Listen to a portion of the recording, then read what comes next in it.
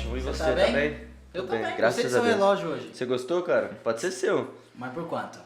Ah, a gente tem que negociar, né? Não é assim, né? Não, Não vou é falar seu, eu durante a deixo- gravação, né? Não? Não, Você não muito- gosta de falar essas coisas durante Muito a gravação? explícito, né? É mesmo? É, muito Você explícito. quer que eu te avise o convidado de Vai hoje? ficar óbvio que eu paguei vintão. Você pagou 20? Tô zoando. Você pagou 20. 22. 22. Braz? Braz? Shopee. Shopping. Deixa eu te falar, você quer que eu te avise sobre o convidado de hoje? Sem gracinha, né? Sem gracinha de Porque novo, ele é né? Mais sério. uma gravação sem gracinha. Sério. Você sabe que eu sei fazer sem gracinha. Você sabe, né? Você sabe que eu sei. não sei. Antes de a gente começar o programa, fala da Conte, Bob. O que é a Conte?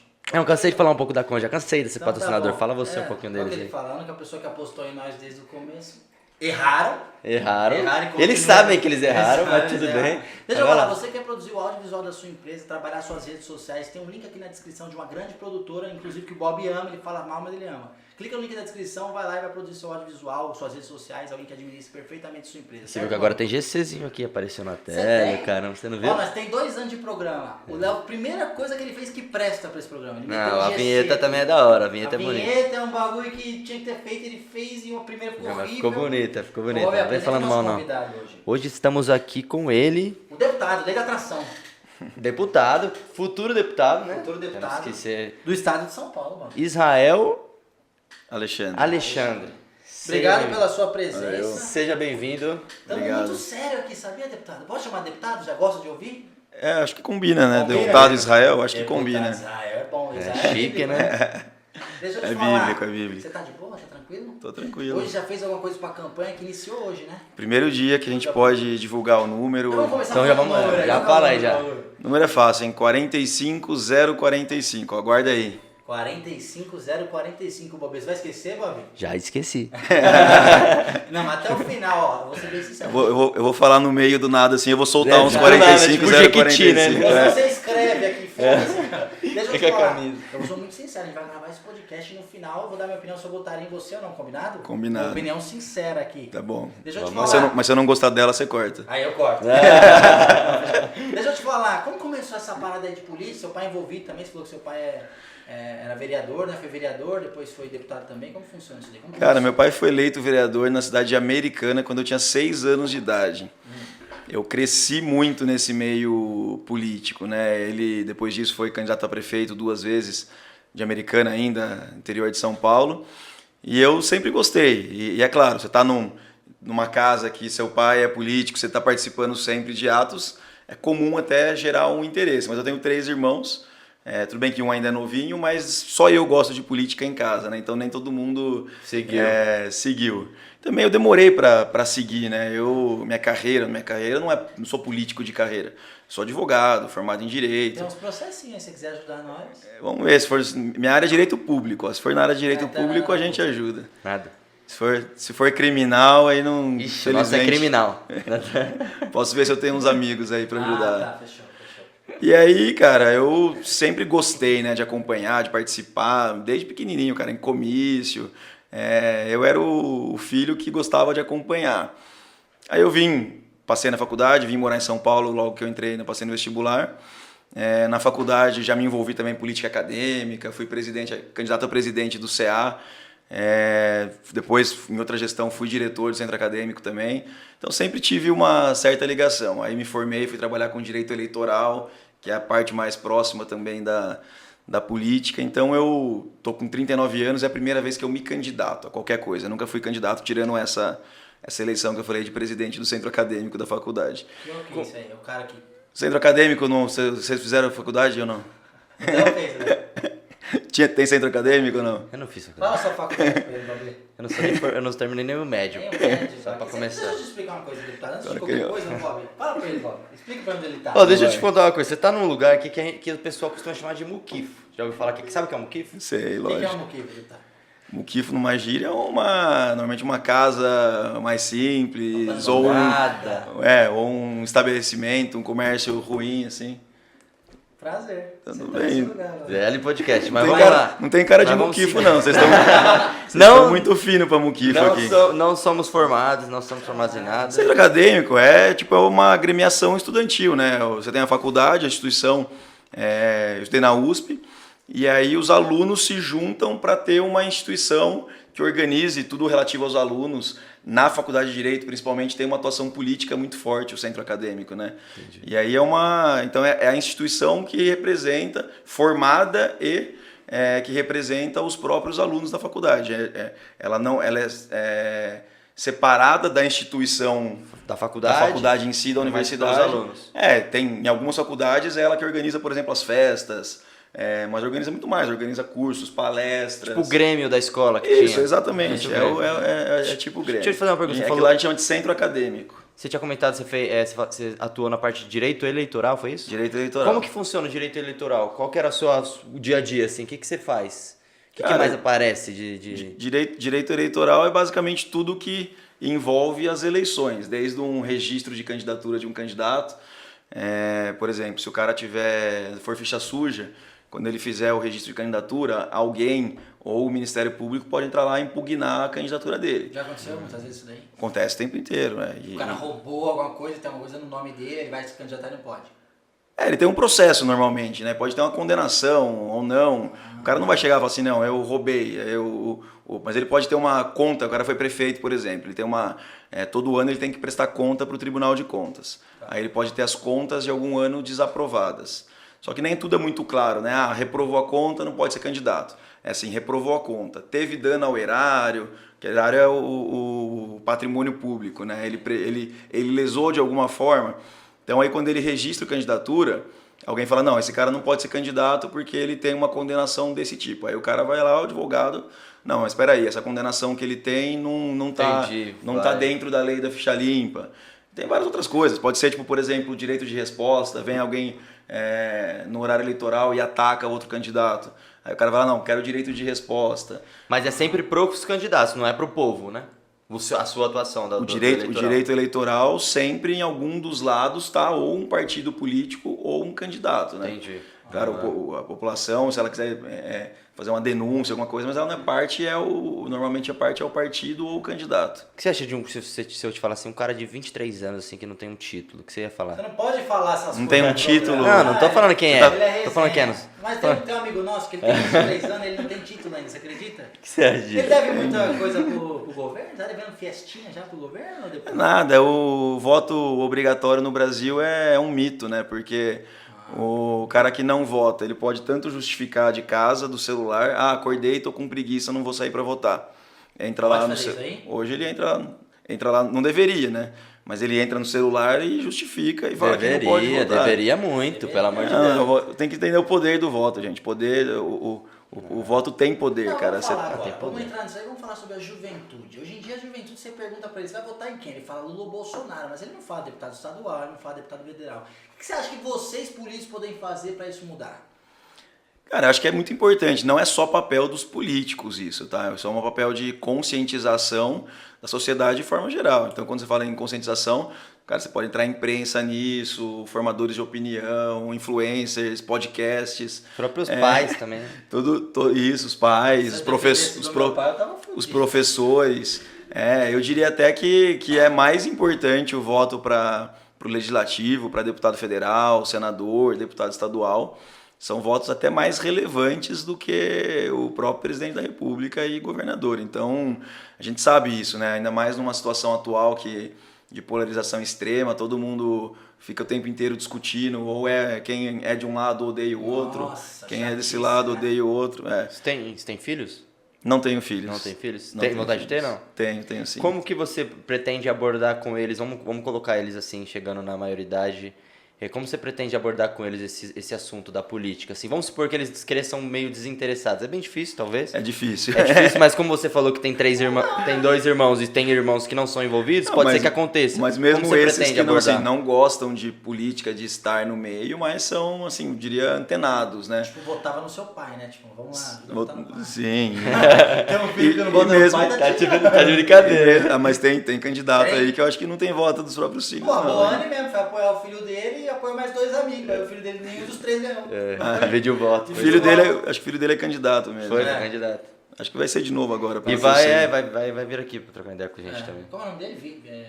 sei lá o que é boa. Não, né? vamos, esse é meu concorrente, pessoal. Deixa o nome pra lá. concorrente? Eu sou candidato ao mesmo cargo, então não precisa falar o nome dele. Mas do filho dele ou dele? Do filho dele, né? do Que filho ele dele. Ele é candidato federal, federal, você é estadual. e eu sou estadual. E, não, vamos falar disso, depois a gente fala da diferença. Vamos lá, como você falaria pros seus filhos sobre isso? Como você abordaria o tema política com eles? Pra ser algo legal. Cara, não sei, eu diria da importância da política na sociedade. Quem não gosta de política, querendo ou não, ele é governado por quem gosta, né? Então se interessar por política, entender o que acontece no mundo ao seu redor, permite que você influencie no mundo e não seja Só vai ser levado. senão você é afetado pela política de várias formas. Sim. Você pode ser só um sujeito passivo da política, alguém que sofre com os efeitos da política para bem e para mal, ou algum sujeito ativo que faz alguma coisa. E mesmo não, e política, quando eu falo isso, um sujeito ativo não é só nessa área de candidatura, de votos, cara. É uma entidade de bairro, um professor. A política ela é exercida na sociedade de diversas formas, né? E tudo isso tem um impacto em volta, tem um impacto na sociedade. Eu entendo bastante também quem está desiludido com política aí, que não se vê representado pelos lados principais que estão hoje em dia em alta e acaba se desinteressando, mas acho que o papel é conscientizar de que vai te afetar de alguma forma. Já que vai te afetar de alguma forma, usa a voz que você tem, usa o poder que você tem para influenciar o que vai te afetar futuramente.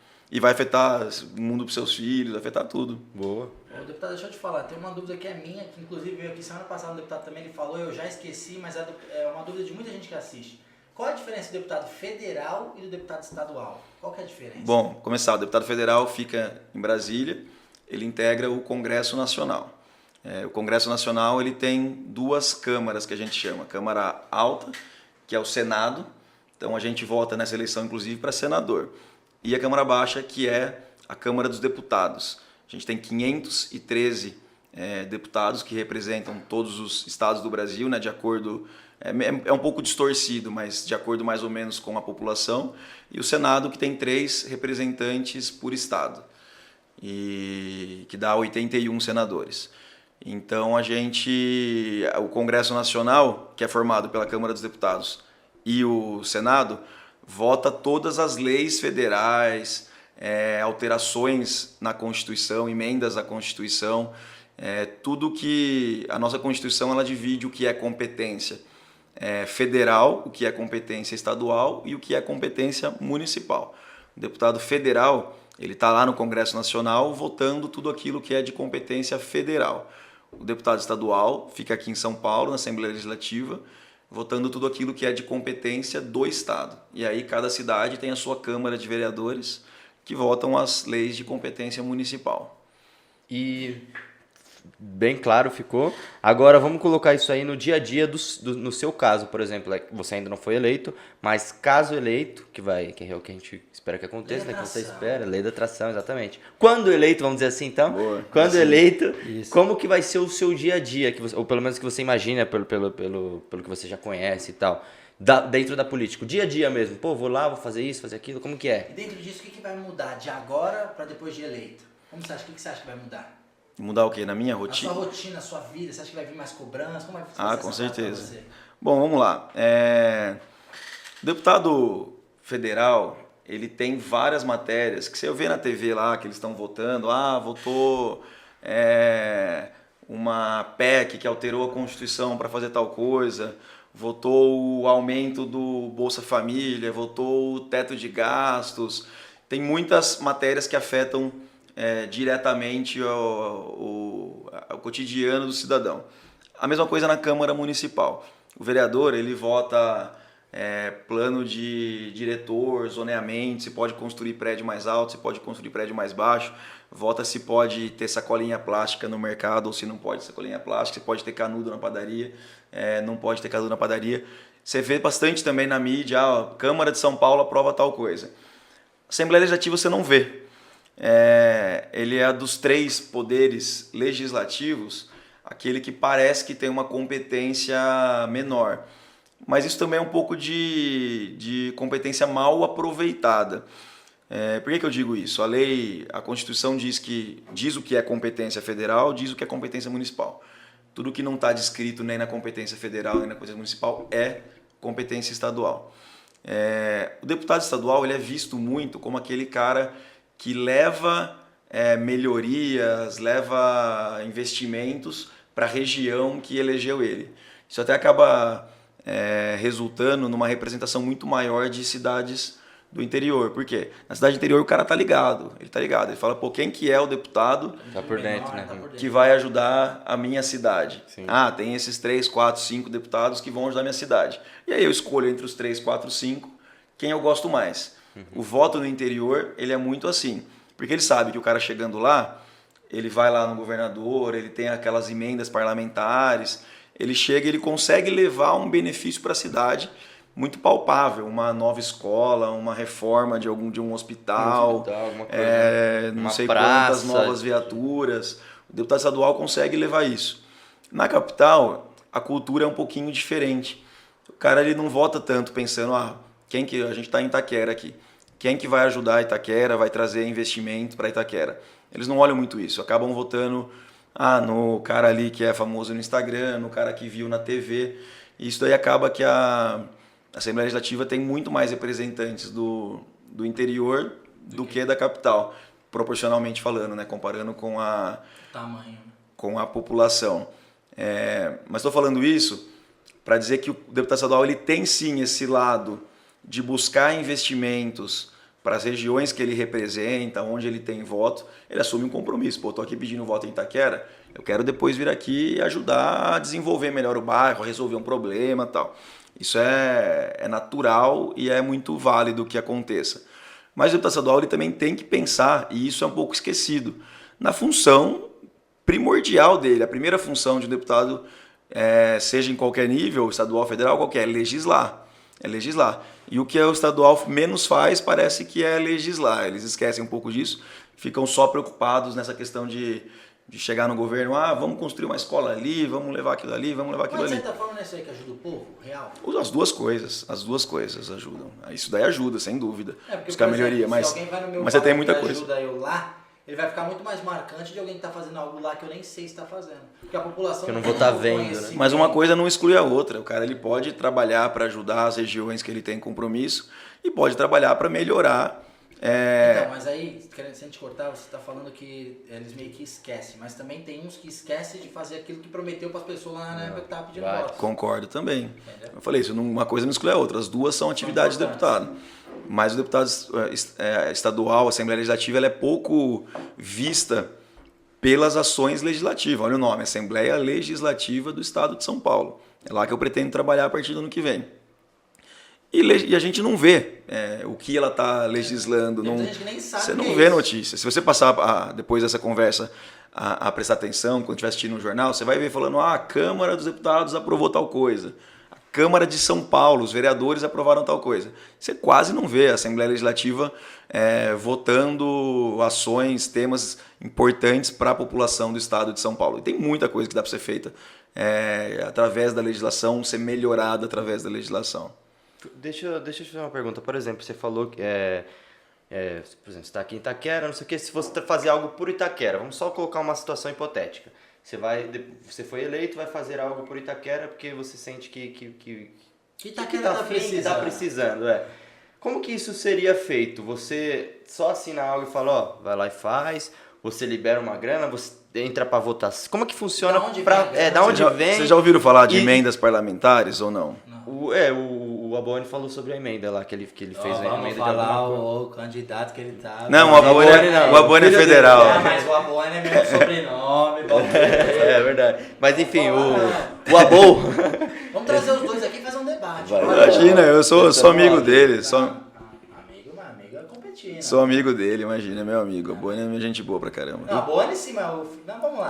Vamos lá, então. Se você, na prática, como é que funcionaria isso? Explica pra gente, por favor. Bom, vamos lá.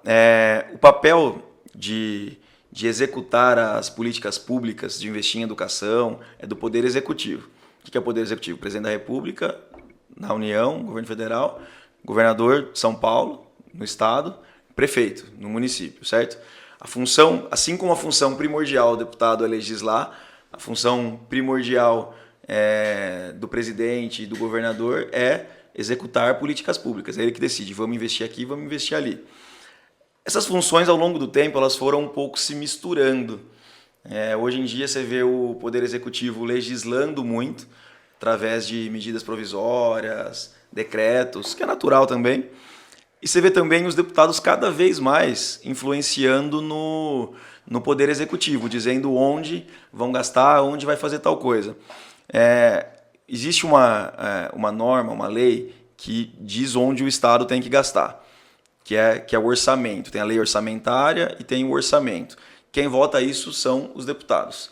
Ao longo do tempo, eles foram criando esse instrumento chamado emendas parlamentares, que é quando um deputado pode dizer onde o recurso vai ser aplicado. Então, todo ano, o vereador tem isso, o deputado federal tem isso, o deputado estadual tem isso. Todo ano ele decide ali uma parte, uma fatia do orçamento do Estado, ele, deputado, decide onde aplicar. Isso qualquer deputado tem. Pode apoiar o governador, pode ser um deputado de oposição. Esse valor dessa fatia depende muito? É variável? Depende do ano. Na verdade, todos têm. Entendi. Depois, só não tem na emenda secreta. A gente pode depois entrar nesse daí, eles devem ter ouvido falar também nas emendas secretas. Mas eles têm um valor anual, varia de acordo com o ano. Esse ano é 5 milhões de reais. Então, o deputado estadual fala assim, eu quero que 1 milhão de reais vá para reformar aquela praça de esportes em Itaquera. Quero que 500 mil reais vá para fazer isso. Isso daí o deputado decide. Não é ele que faz, não é ele que aplica. Ou então ele fala, manda para uma prefeitura do interior. Eu sou lá de Americana. Eu posso falar, não, eu quero que 1,5 milhão de reais vá para a prefeitura de Americana. E aí quem vai investir esse dinheiro em saúde, educação, é a prefeitura de Americana. Mas não rola Você decide como vai ser investido isso. Depois tem que justificar alguma coisa? Valores, claro que sim, claro. Tudo tem que ser aí justificado. Que rola atrás. Tudo tem que ser justificado. Não, você vai pro... Eu quero saber assim, deputado. Você vai fugir não, deputado? Você está fugindo de nós, deputado. Não, de forma alguma. Eu quero saber agora. Tô aqui para falar tudo. Tá o psicológico. O que é o psicológico? Onde que tá? Esse aqui vai para lá, mas esse aqui vai pro meu bolso. Esse aqui vai para lá, esse aqui vai pro meu bolso. Cara, isso daí pode acontecer com esse instrumento de emendas, como pode acontecer com qualquer tipo de recurso público quando o gestor é mal intencionado. E aí a gente não está falando só de político de cargo eletivo, né? Qualquer um que está num cargo ali de decisão de aplicar aqui ou ali, se o cara tiver mal intencionado, ele vai provavelmente ter oportunidade de fazer isso.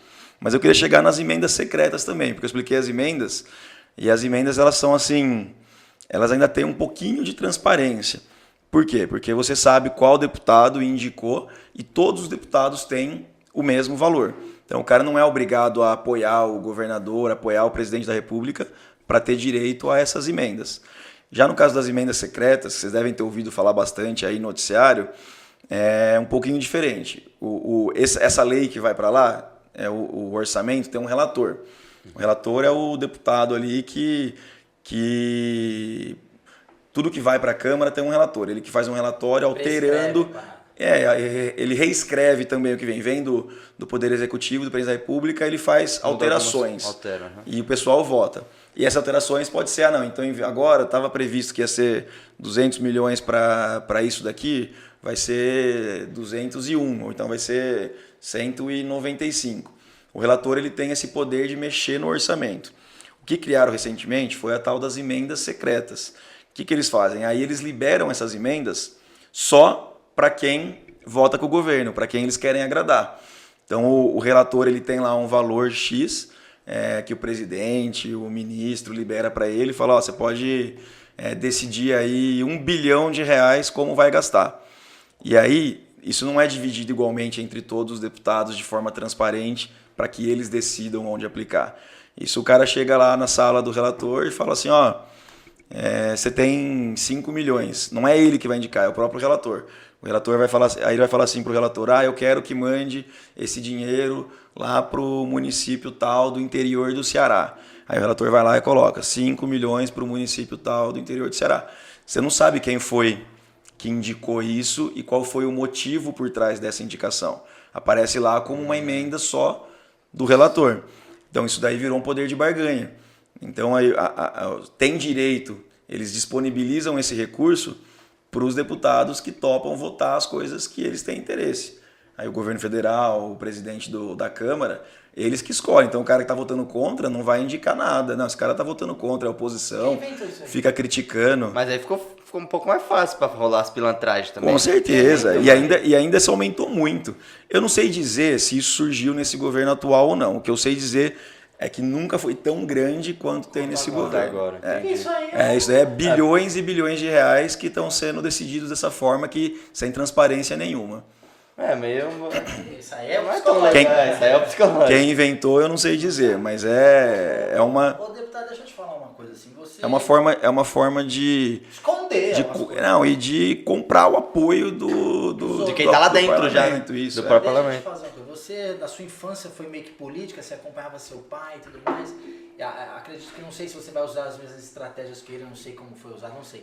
Você, quando se pensou em se eleger, o que vem na sua mente? As primeiras estratégias do que vou fazer? Pô, vou seguir os passos que meu pai seguiu? Ou não? Vou fazer isso diferente? Como que passa isso na sua cabeça? Como que vem passando? Cara, o meu pai ele é para mim uma grande inspiração, um modelo a seguir, mas eu também tenho um estilo muito diferente do dele, né? Eu decidi ser candidato mais de 2 anos para cá, principalmente depois da última campanha, que foi uma campanha... Ele foi candidato a vereador em São Paulo, né? Foi reeleito vereador aqui. E fazendo campanha mais na periferia, no meio da pandemia. Cara, a pandemia escancarou muito os problemas sociais que a gente tem. Escancarou muito. A gente, aliás, regrediu, né? Voltou a ter problemas que a gente não tinha antes. A fome cresceu muito. A gente viu como as pessoas dependeram da solidariedade uma das outras. E isso foi uma das coisas que me deu um certo choque de realidade. Por mais que eu nunca tivesse sido alienado, me deu um certo choque de realidade do tanto de coisa que tem que ser mudado, que tem que ser atuado. Então, o que eu vejo a minha atuação, cara, é meio que para jogar o foco do Estado onde o foco do Estado tem que estar. A gente vê bastante gente, por exemplo, falando de Estado mínimo, de privatizar tudo, de corta gasto aqui, corta gasto ali. E não é exatamente a minha linha, mas eu acho que tem muito enxugar da máquina. Mas para quê? Não é porque o mercado cuida de tudo, o mercado se regula e o privado resolve 100% das coisas. É porque a gente tem que reduzir o desperdício, o custeio da máquina pública para sobrar mais dinheiro para investir em saúde, em educação. A gente vê, quanto mais você vai para a periferia de São Paulo, você vê menos o Estado presente. Você vai em regiões mais nobres, você vê um monte de hospital, escola, isso, aquilo, a rua mais bem asfaltada, polícia circulando, várias viaturas circulando. Você vai se afastando do centro de São Paulo, quanto mais você chega, você vê menos polícia, você vê menos posto de saúde, você vê menos escola. E é justamente o contrário, cara. Quem mais está precisando dos serviços públicos... É o pobre. É pobre, é quem está morando nas periferias. E é exatamente o contrário. Isso é um pouquinho explicado também, é claro, pelo crescimento desordenado da cidade. A cidade vai crescendo para onde tem espaço e o poder público demora para acompanhar, para chegar e criar as estruturas necessárias para atender aquela população que cresceu num determinado bairro da cidade. Mas isso é uma das coisas que eu vejo como uma atuação minha. Buscar, ajudar a dirigir o foco do Estado. Quando eu falo do Estado, eu falo de tudo, né? Do Poder Executivo, do Poder Legislativo. Buscar dirigir esse foco para onde esse foco tem que estar. Isso é uma das principais... um dos principais ideais meus para essa candidatura. O que é complicado é como você falou, né? Porque, por exemplo, o cara lá do interior... ele vai buscar fazer a parte dele para ajudar lá a galera dele, porque também ele tem um interesse nisso, querendo ou não só de retribuir quem votou nele, como também de, por exemplo, é a cidade que ele nasceu, é onde ele Lógico. Ele sabe que a família dele vai estar lá e não sei o quê. Então realmente complicado o cara querer ajudar o fundão de Guaianazes, o cara morando em outro, sabe, longe de lá, então assim... É natural, gente. Ele cria redutos eleitorais também, ele foi eleito, mas ele vai talvez disputar uma nova eleição, então ele quer que aquela pessoa daquela região vote novamente nele, né? Essa que é a parte difícil. As estratégias tecnicamente falando, porque para você ganhar votos, você tem que literalmente ganhar um voto, a pessoa tem que ir lá na urna e votar você. Então é meio que... seu forte é a rede social, seu forte é o ao vivo, você vai periferia por periferia, bairro por bairro, conversa boca a boca, bate na casa, qual que é a Quais são os estratégia? meios de divulgação que tem? No meu caso é a soma de tudo isso, viu? Tem candidato que depende mais de rede social, não é o meu caso. Eu estou agora postando bastante coisa, mostrando as propostas, minhas redes estão crescendo, mas até eu decidir ser candidato há 1 ano e meio atrás, eu não gostava muito nem de aparecer na rede social. Eu sempre usei bastante, mas muito mais como espectador, amizade e tal, do que eu mesmo mostrando rotina e tal. Nunca foi muito meu perfil. Mas quando eu resolvi ser candidato, o que você tem que fazer? Você tem que fazer a sua mensagem chegar ao maior número de pessoas possível. Sim. A rede social hoje é um instrumento importantíssimo e revolucionário na campanha, né? Porque normalmente quem conseguia se eleger era só quem tinha uma estrutura muito grande, ou um apoio de uma entidade, de um sindicato, TV, ou quem já... As mídias maiores da TV, ou quem já está no cargo por ter lá um gabinete, fica lá 4 anos, resolvendo problema, atendendo demanda, o cara cria um público fiel também, tem um pouco mais facilidade de se reeleger. Então era muito difícil para um cara novo chegar e entrar. A rede social deu uma abertura muito grande, permitiu que muita gente faça chegar a sua mensagem para vários lugares. Tem voz, né? Assim como vocês fazem aqui. Vocês chegam para um monte de pessoa com o conteúdo que vocês querem. Então isso é uma das possibilidades. Mas eu não conto só com isso. Eu conto assim, com uma política também de base, de militância mesmo. Eu sou militante político. Então a gente tem um grupo grande de pessoas que nos apoiam, que compram essa ideia e que marcam reunião. Cara, eu estou fazendo 4, 5 reuniões todos os dias. Quando chega de final de semana, então, cara, eu tenho um cara tem um cara me apoiando ali, o cara é de uma entidade, ele tem um trabalho social, ou ele é uma liderança. Esse cara vai lá e reúne 30, 40, 50 pessoas, e eu vou lá e tenho a oportunidade de falar com 30, 40, 50 pessoas. E a partir de agora também entregar o material e tal. A partir daí que o trabalho vai se multiplicando. Expandindo. São 30, 40 pessoas, vamos dizer que metade de lá goste de mim, concorde com as coisas que eu falo, chega em casa, vota em fulano. Até porque deputado estadual, as pessoas, você falou no começo, o pessoal presta muita atenção na eleição de presidente. O pessoal decide deputado na véspera, 2, 3 dias antes, na semana. E olha lá. Então, normalmente quem tem um candidato conhece muita gente que não tem candidato. Sim. Então ele tem a oportunidade de falar assim, você não tem deputado, esse aqui é meu amigo, ou gostei desse cara, tô acompanhando ele. O cara vai... Mas é isso, e também de sair, bater de porta em porta, ir no comércio, apresentar, abordar na rua, cara, a gente faz de tudo um pouco nessa campanha. É de formiguinha. Eu me olhando assim, como se eu fosse um deputado, eu ia usar a internet demais, TikTok o dia inteiro, live o dia inteiro, bate de porta em porta. Eu acho que vocês têm potencial para isso, já vão pensando para a próxima aí já. O que você tá pensando? Ano que vem. Presidente da República, né? Pode ser. Você precisa de ter 30 Você não tem idade ainda. Né? Não, 30 anos. 30 anos. 30 anos, 35 para senador. E aí, o que você acha? Já é presidente, né? Não, vamos se candidatar ano que vem? Você vai ser o quê? Você vai como vice? Eu acho que vocês podem. Você ser seu vice, Você já tem um canal grande, já tem muita gente que assiste vocês. Não, mas aí não ia fazer merda, ia fazer cagada. Esse dinheiro que eu falo do psicológico, melhor, eu ia pôr aqui, ó. Melhor você continuar no podcast. Então. Que nem isso nós sabemos fazer. Deixa eu te falar uma coisa.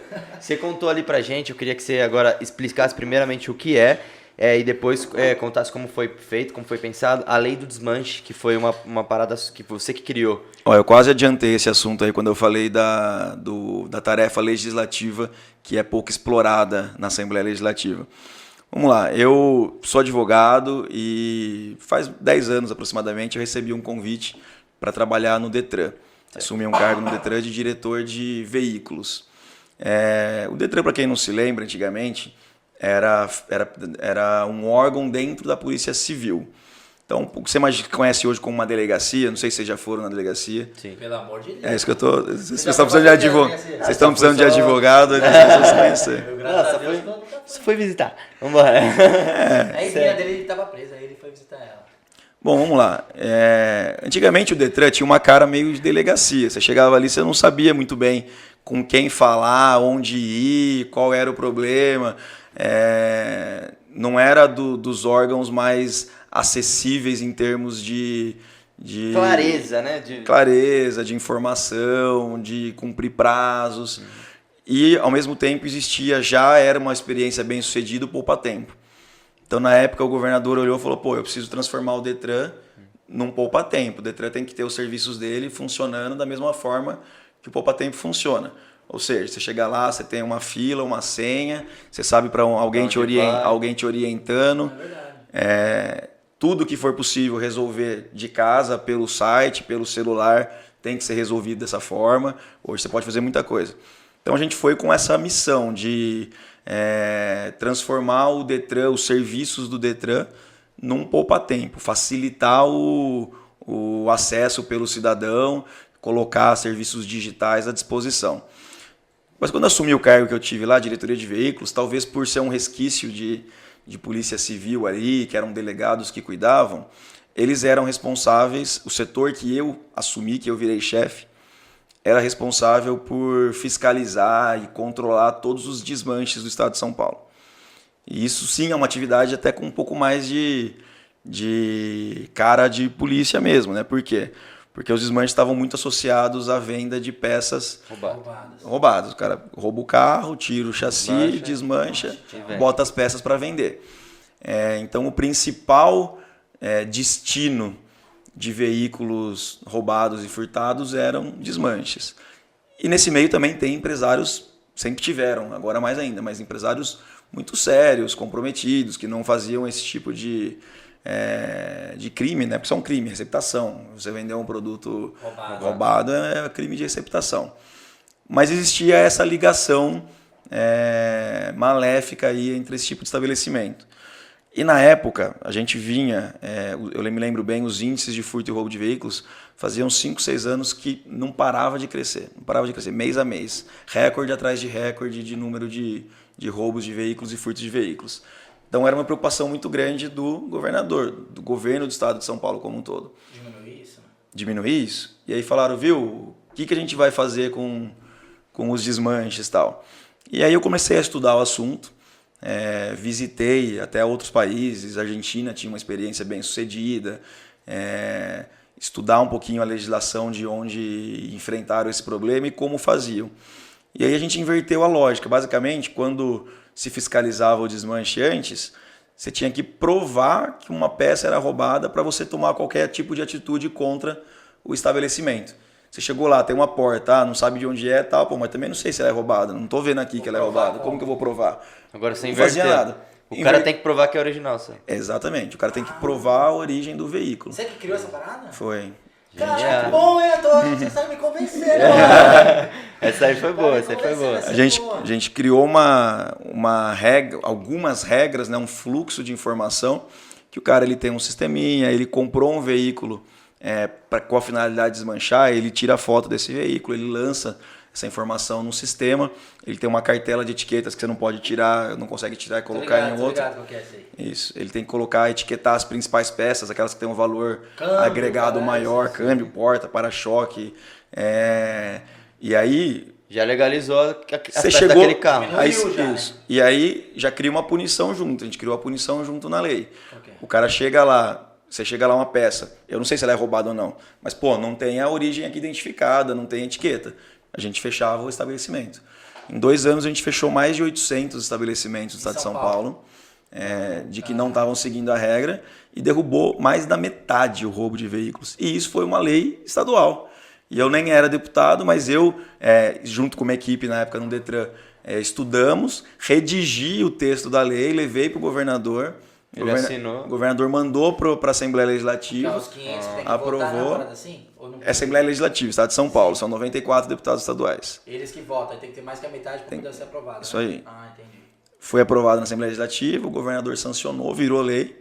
A gente implantou, além de ter idealizado a lei, eu era diretor do setor que implantou a lei, que fiscalizou os estabelecimentos, que orientou os sérios a se adaptar, a seguir a lei para não ter problema. Cara, olha o resultado disso, que vocês perguntaram aquela hora, se não era esse investimento, a emenda que gerava resultado de fato para o cidadão.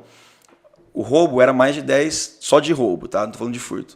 Era tipo 10, 11 mil roubos de veículos por mês. Caiu para menos de 5. por mês. Ou seja, por uma lei, você tem 5 mil veículos todo Só mês. do desmanche a lei, né? Todos, isso, só essa lei. Você tem 5 mil pessoas todo mês que deixam de ter seu veículo roubado. Sim. E aí mais um certo número de furtos também, que deixa de acontecer. Então é uma lei que mudou a vida. Você colocar isso no período de... Já são 8 anos que a lei está em vigor. São 8 anos. Então, em um ano... São 8 anos que está em vigor essa lei? Em 8 anos, você pode falar em 50 mil. Em um ano, você pode falar em 50 mil. Em 8 anos, você pode falar em 400 mil carros que deixaram de ser roubados no estado de São Paulo. Essa lei vale só para São Paulo? Desculpa, eu falei errado, né? 8 vezes, só para não errar a conta aí.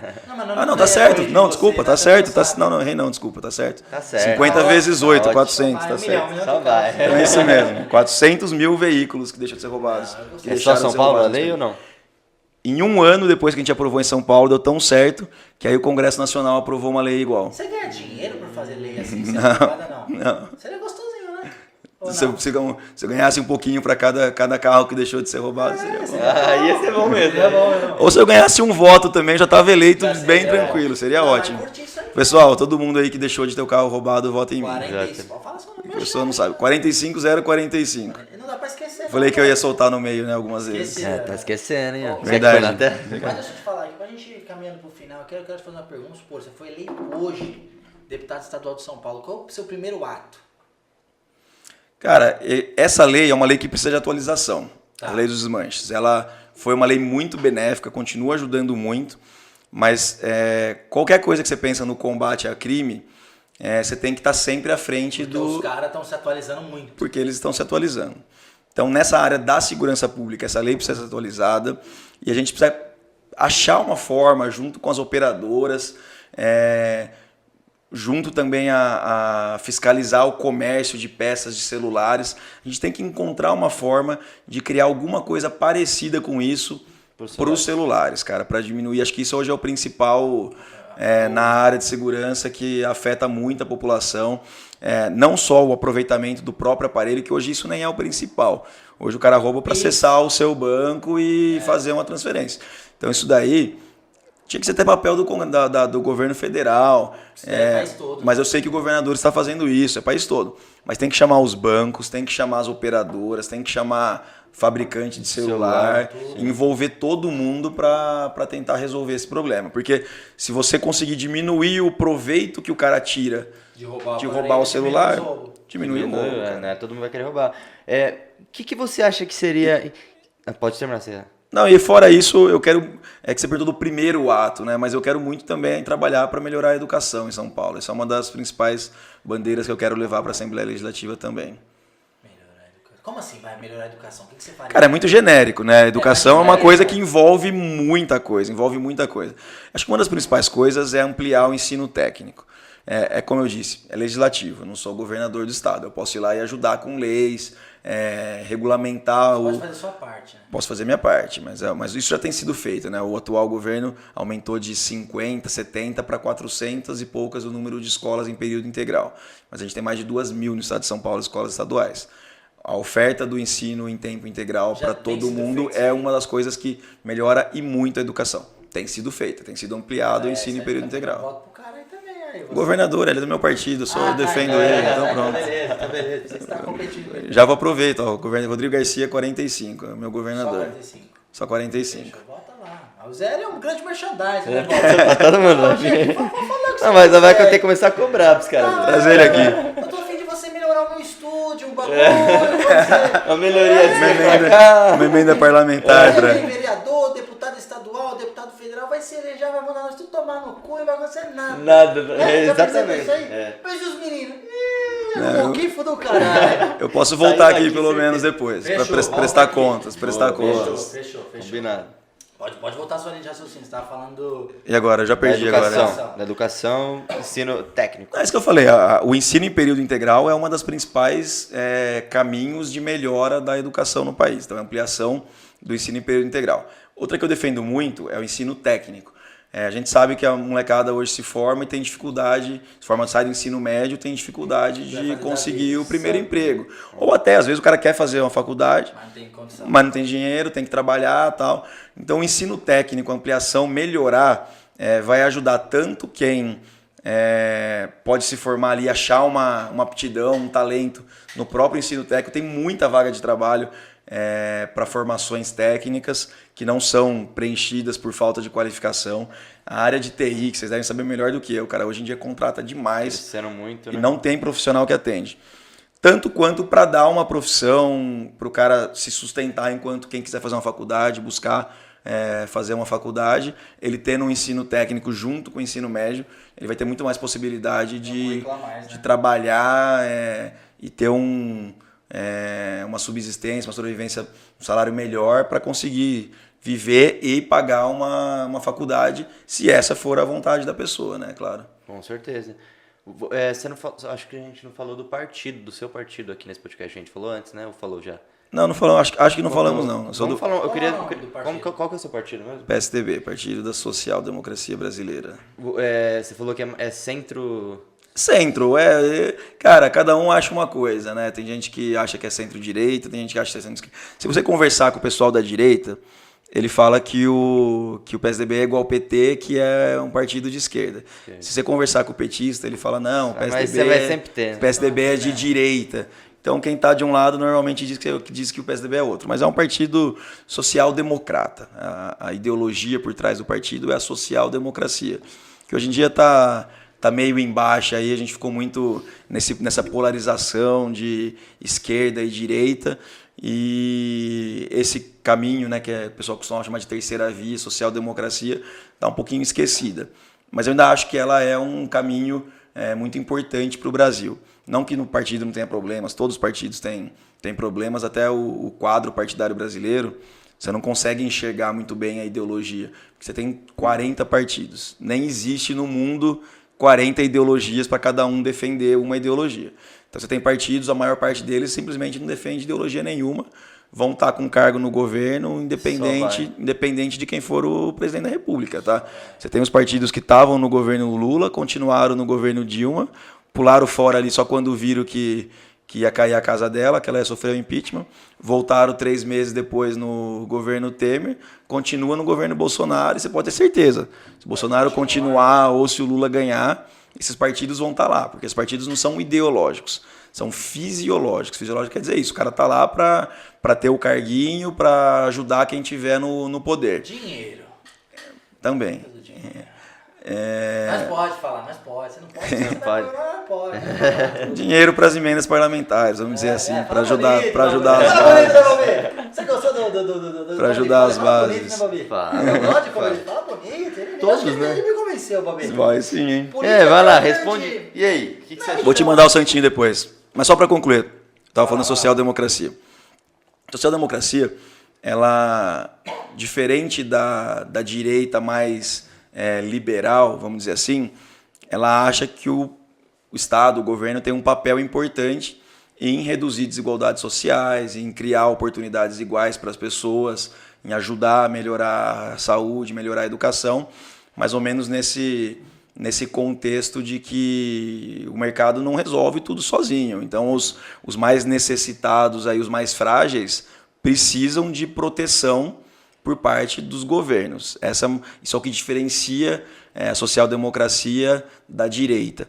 E pelo lado da esquerda, a esquerda tem a questão do socialismo, mais ainda o Estado tem que fazer tudo, estatizante, corporativista, tudo é sindicato, e é isso que a social-democracia fica no meio do caminho. Vamos lá, eu não preciso do Estado para tudo, mas eu preciso do Estado onde interessa, mais ou menos aquele discurso que eu falei. Preciso do Estado para proteger os mais vulneráveis, preciso do Estado para criar condições mínimas de sobrevivência e de dignidade para a população.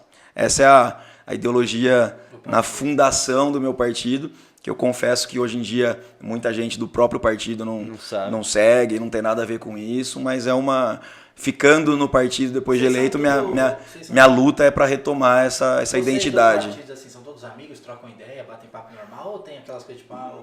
Todos não, né? Mas tenho muitos amigos. Quantos total são?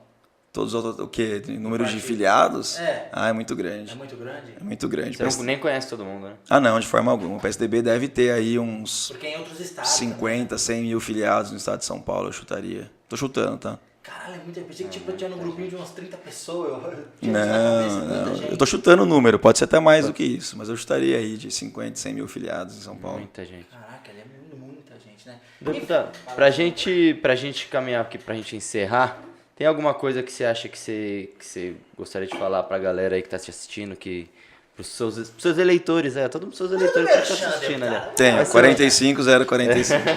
Eu acho que é legal, primeiro, agradecer o Bob e o Gui pela oportunidade de vir aqui. Eu sei que eu estou falando com um público que dificilmente eu falaria pelos canais que eu tenho, né? Vocês têm um público diferente do meu, então é uma oportunidade de atingir esse público, eu agradeço. E convidar para quem tiver interesse, quem gostou, quiser conhecer, ver um pouquinho as propostas, me seguir nas redes sociais lá. Mais um merchan, posso falar? Instagram é israelalexandre.sp. É só no Instagram que você tá?